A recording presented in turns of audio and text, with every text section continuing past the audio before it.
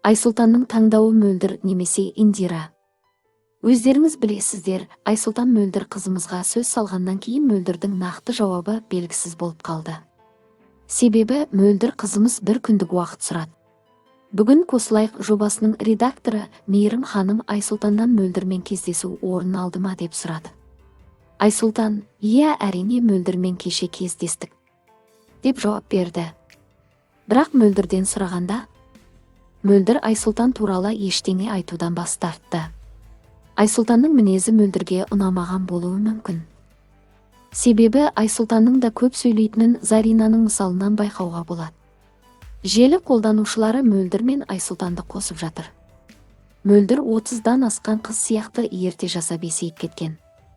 Айсұлтан жасына сай жігіт, бірақ Индира сияқты биязы әдемі сары қыздар жарасады саған. Мөлдір талабы таудай қырықтағы еркек керек, оған ақшалы.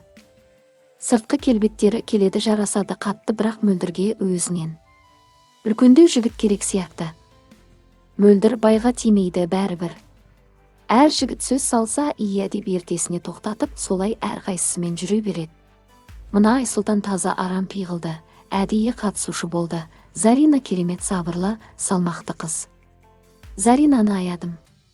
Айсұлтанның да сау сиырдың боғы емес екен. Айсұлтан краш, ол Заринаны қызғандыру үшін әдейі істеп жатыр. Айсұлтанның екі көзі Заринада. Мөлдірді айтамда, бір күн ойланам деп әлгі жерде бағамды білетін қызбын деп тұрғы примерно бәрі бір ертесіне iya дейді ғой, зачем олай істеп деп жарса жазды желі қолданушылары.